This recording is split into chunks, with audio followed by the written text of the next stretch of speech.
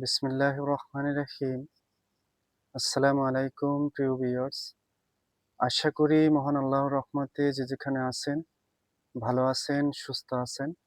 সবার সুস্থতা কামনা করে আজকে আরো একটি পাওয়ারফুল ভিডিও নিয়ে আসছি।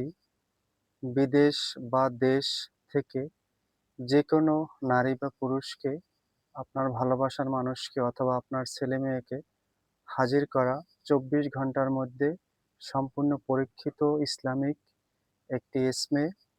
এই ইসমের দৌলতে আপনি যেকোনো ব্যক্তিকে ২৪ ঘন্টার ভিতরে হাজির করতে পারবেন। তবে দেশের বাইরের ক্ষেত্রে ৩ থেকে ৭ দিন লাগবে। আর দেশের ভিতরে ২৪ ঘন্টার ভিতরে হাজির করতে পারবেন।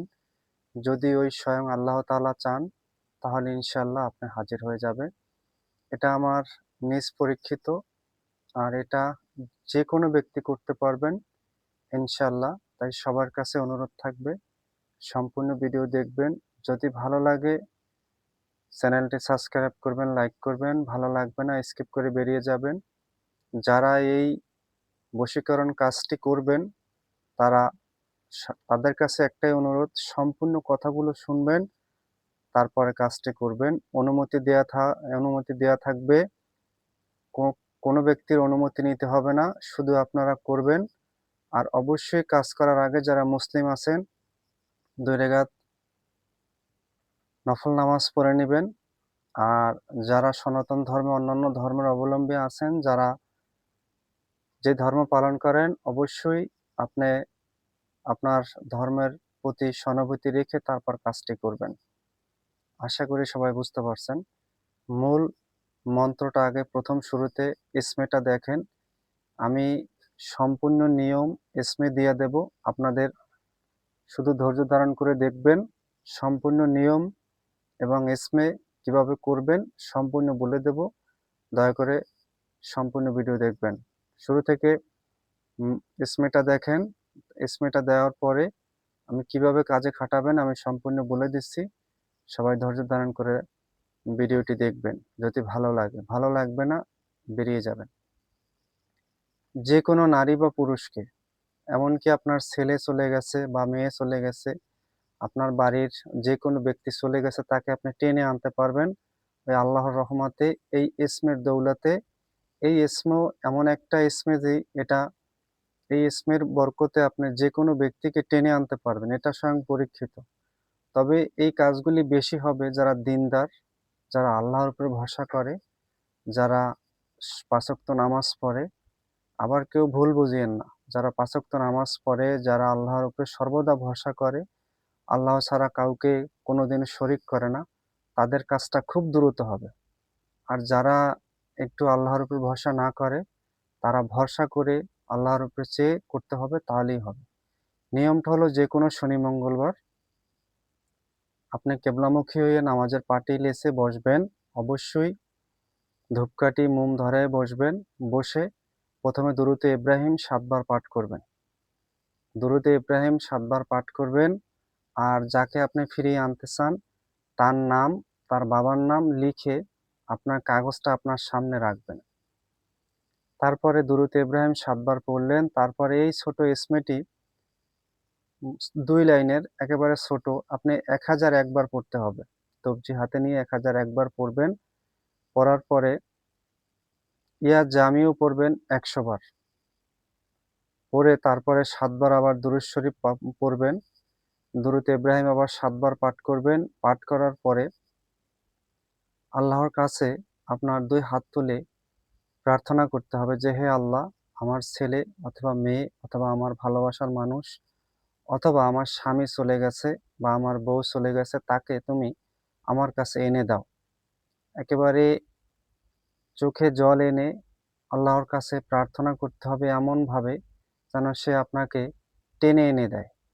আর এই ইসমে এমন একটা বরকতময়, এটা পড়লে যখন আপনার কাজ হবে মনে করেন, তখন আপনার শরীরটা মনে করবেন গরম হচ্ছে। আর আপনার যখন ইসমেটা পড়বেন তখন ইসমেটা আপনার মুখটা মিঠা, মিঠা লাগবে। যেরকম চিনি অথবা মিষ্টি জাতীয় দ্রব্য যখন পান করে অনেকের মিঠা হয়ে যায় মুখটা, এরকম মিঠা লাগবে। তখনই বুঝতে পারবেন যে আপনার কাজটা হচ্ছে। আল্লাহর কাছে প্রার্থনা করলেন। প্রার্থনা করার পরে আপনি ঘুমিয়ে পড়লেন, তবে পরপর শনিবার থেকে শুরু করলে শনিবার, রবিবার, সোমবার ৩ দিন করবেন পরপর।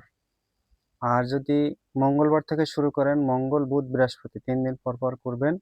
দেখবেন ওই ব্যক্তি পৃথিবীর যেখানে থাকুক, যে প্রান্তে থাকুক, আপনার সাথে যোগাযোগ করতে বাধ্য হবে এবং আপনার কাছে আসতে বাধ্য হবে। তবে এটা কোনো অনৈতিক কাজে হবে না। যেরকম একজনের বউ ভেগে এনে আপনি অনৈতিক কাজ করবেন, সেটা হবে না।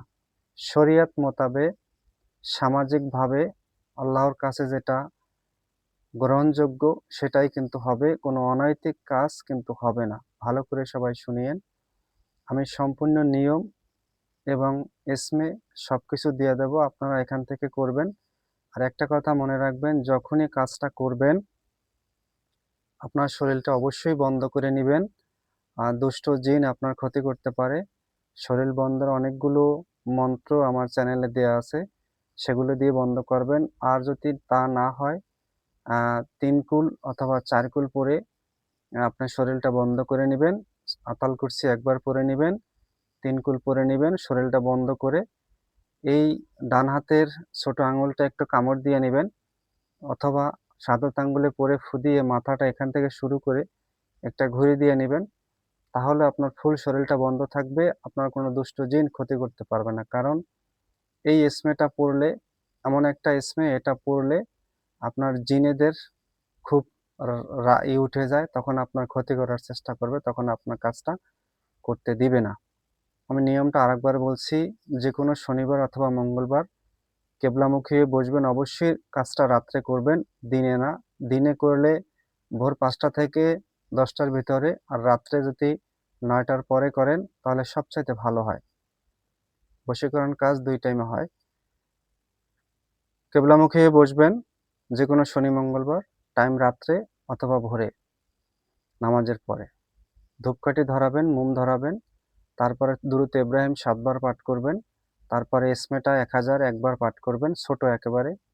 তারপরে ইয়া জামিও পড়বেন ১০০ বার। তারপরে দুরূদ শরীফ ৭ বার লাস্ট শেষে পড়ে আল্লাহর কাছে আপনি মোনাজাত করবেন এবং আল্লাহর কাছে বলবেন যে আমার ছেলে চলে গেছে অথবা মেয়ে চলে গেছে, অথবা আপনার বিবি সাহেব চলে গেছে, অথবা আপনার স্বামী চলে গেছে। যেই যাকেই আপনি আনতে চান তার নিয়তে আপনি প্রার্থনা করবেন। আর অবশ্যই তার নাম কাগজে লিখে আপনার সামনে রেখে নিবেন, সামনে রাখবেন। আর অবশ্যই এই কাজটা করার আগে আর অবশ্যই আপনার শরীরে একটু আতর, পারফিউম লাগিয়ে নিবেন। তারপর কাজটা করবেন। পরপর ৩ দিন করবেন। তাহলেই সে কাঙ্ক্ষিত ব্যক্তি আপনার কাছে চলে আসবে।